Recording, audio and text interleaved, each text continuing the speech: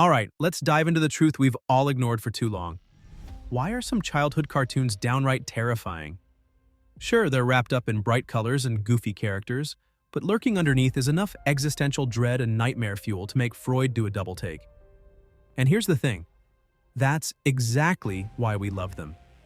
While many of these elements flew over our heads as kids, revisiting them as adults reveals just how dark things got. From tragic backstories to creepy antagonists, these shows were more than just lighthearted entertainment. They were a roller coaster of emotions. So, go grab your snacks as we explore the darker side of our favorite childhood cartoons.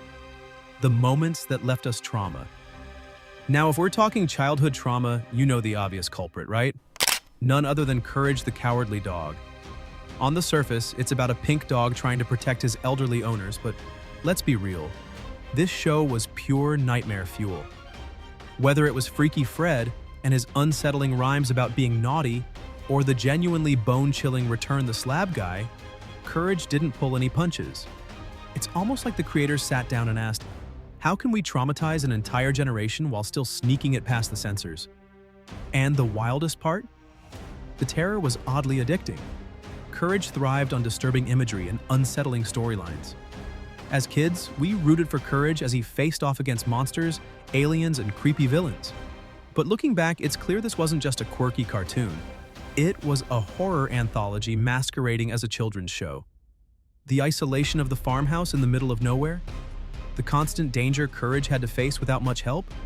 Yeah, that's the stuff of childhood anxiety. Why it worked? I guess Courage's fear mirrored our own childhood anxieties.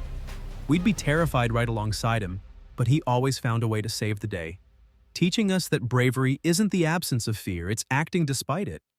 Next we have Rugrats, baby's first existential crisis. A show about babies exploring the world sounds innocent enough, right? Wrong. This show made us question everything. Remember the episode where Chucky's dad has a full-blown panic attack over being a single parent? Or when Angelica literally imagines her life falling apart because of a sandpaper future dream? The show didn't just tackle big emotions, it threw us headfirst into them. And let's not even talk about the fan theory that the entire show is just Angelica imagining the other kids to cope with her own loneliness. That's enough to make you rethink every do-do-do-do-do of the theme song. I know that's not the actual note, but you get me. Anyway, the show worked because it taught us that life is messy and confusing, even as a kid. It didn't shy away from showing the struggles of parenting or the fears of growing up, and somehow that honesty made it timeless. The Grim Adventures of Billy and Mandy, though, was like death but funny. A show where two kids literally befriend the Grim Reaper. It took dark humor to a whole new level. Whether it was the casual acceptance of death or the absolute chaos that came with it, this show thrived on absurdity. But let's not forget the truly unsettling moments. Like there is an episode where Mandy's smile caused the universe to implode. Or when the show casually dropped existential musings about the meaning of life, only to follow it up with fart jokes. Long time no smell. I'm sorry, what was that? So by pairing morbid themes with over-the-top humor, the show made darkness approachable. It's like they said, yeah, life is weird and scary, but at least we can laugh about it. Now we have Hey Arnold. This cartoon wasn't afraid to get real. Between Helga's emotionally neglectful parents and Mr. Hyun's heartbreaking story about giving up his daughter during the Vietnam War, the show tackled heavy topics with grace. And let's not overlook Arnold himself, living in a boarding house with his grandparents.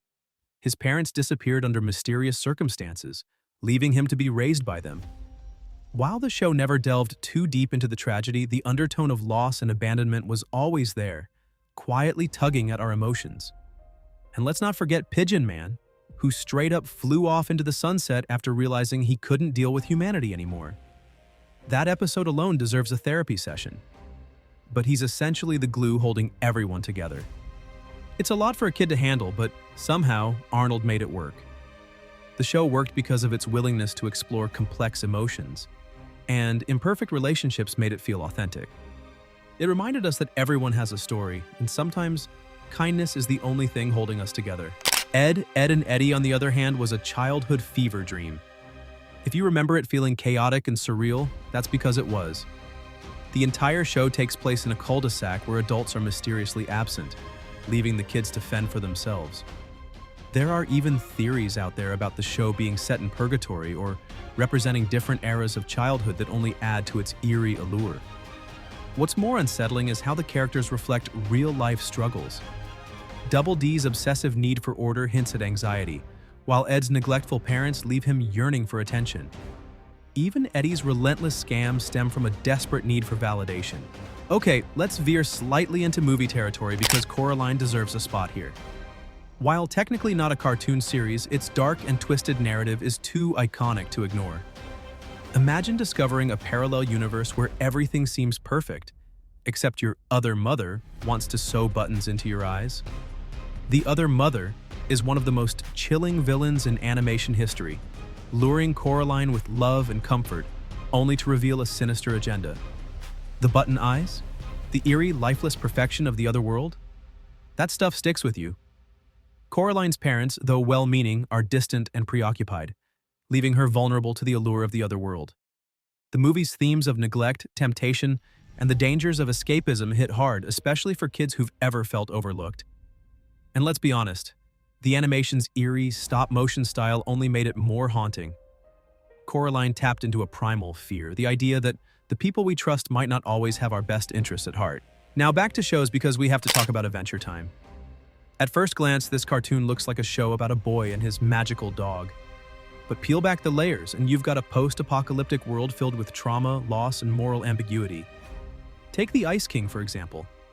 He starts as a goofy villain, but as the show progresses, we learn about his tragic backstory and descent into madness. Or Marceline, whose complex relationship with her father and eternal loneliness hit way too close to home.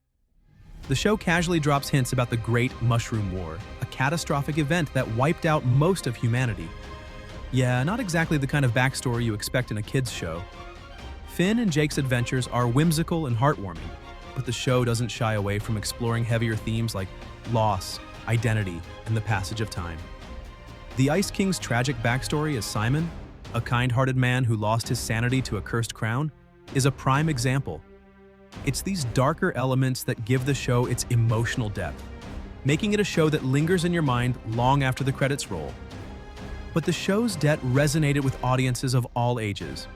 It reminded us that even in the darkest of times, there's room for friendship, adventure, and a really catchy song about bacon pancakes. There was so much more to choose from. But lastly, we have Invader Zim. This show took social awkwardness and cranked it up to 11. Zim's delusional attempts at world domination and Dib's equally obsessive quest to stop him were both hilarious and painfully relatable. And let's not forget the sheer grotesqueness of it all. From organ-stealing episodes to the infamous Bloaty's Pizza Hog debacle, Invader Zim reveled in making us uncomfortable. By exaggerating the struggles of fitting in, the show captured the essence of adolescent angst.